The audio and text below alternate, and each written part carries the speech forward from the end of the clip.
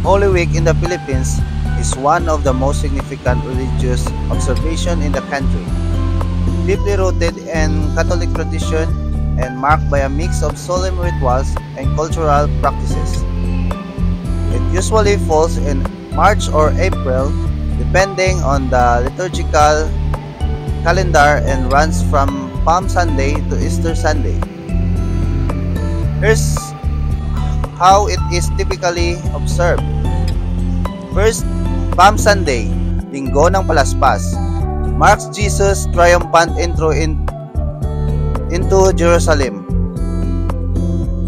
Churchgoers bring palm fronds or palaspas to Mass to be blessed, which they later hang in their homes.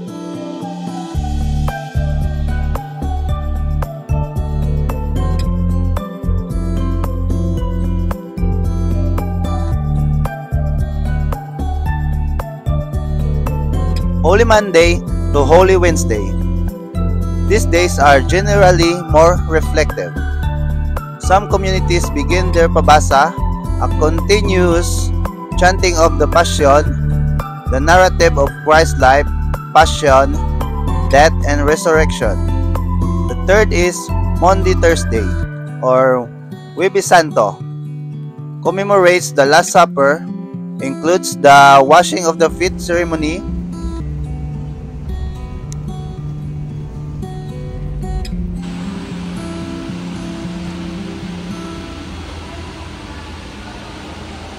Visita Iglesia, pilgrimage to 7 or more churches, usually on Maundy Thursday. Each visit includes prayers and reflections, often seen as a devotional form of penance. Here are some clips during our Visita Iglesia in Negros Occidental. Sa Our Lady of Lourdes Parish sa Barangay Talok, Bacolod City. Muna ang muna nga simbahan ng katuhan sa atong pag-visita Iglesia.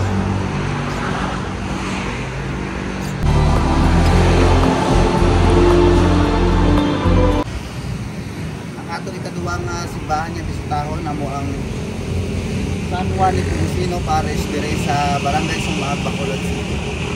Sila kita.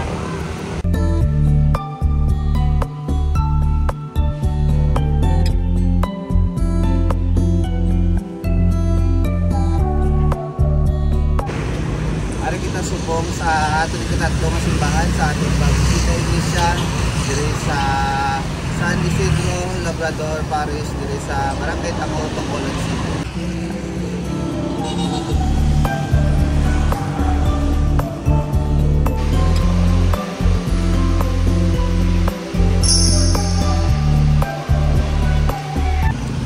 Ari na kita subong sa aton kaapat nga simbahan sa atong pagbisita Iglesia. Amo ang San Antonio Abad Parish dire sa Bacolod City. Magsulod kita.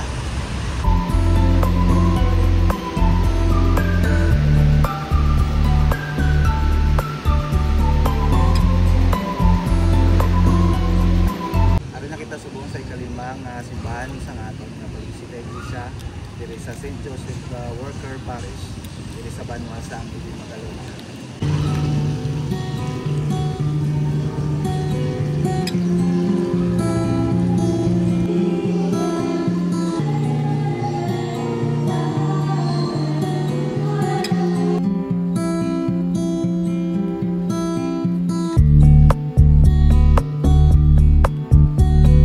Sa aton kaanong na simbahan sa aton pagbisita Iglesia diri sa St. Joseph Worker Parish diri sa Victoria City.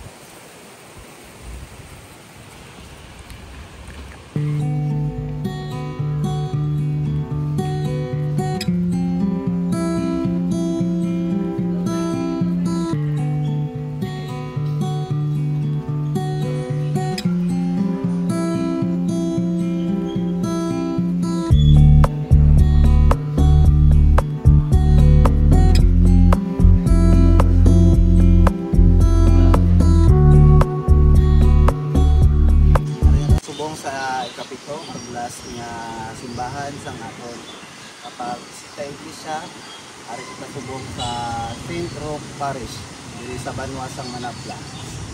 O masubad kita.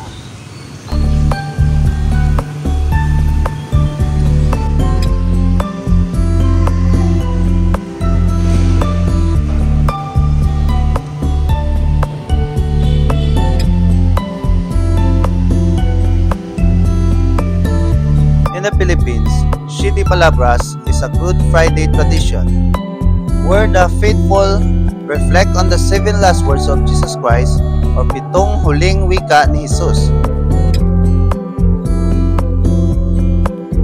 As he hung on the cross, it's a solemn and powerful part of Holy Week or Semana Santa. Observances often held in churches, on radio, or broadcast on national television.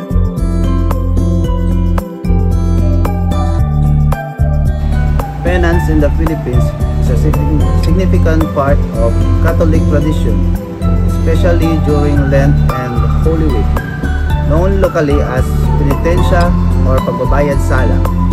It's seen as a way to express repentance, seek forgiveness, and renew one's relationship with God. Black Saturday in the Philippines, also known as Holy Saturday or Sabado de Gloria, is the day between Good Friday and Easter Sunday. It is a quiet, reflective time that marks Jesus' time in the tomb, and Filipinos observe it with solemnity, anticipation, and in some cases, cultural customs. Easter Sunday in the Philippines, locally known as Pasko ng Pagkabuhay, is a joyful and festive celebration marking the resurrection of Jesus Christ. After the somber mood of Holy Week, Easter bursts forth as a day of hope, renewal, and celebration for Filipino Catholics.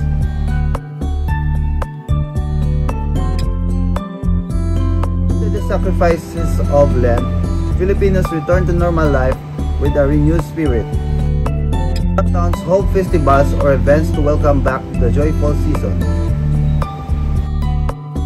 This Holy Week affects Roman Catholics by touching the heart and soul. It shapes our faith, lifestyle, and values. It's a yearly reminder of Christ's love, our need for grace, and the joy of the resurrection. This is the end of my video. Thank you for watching, and God bless us all.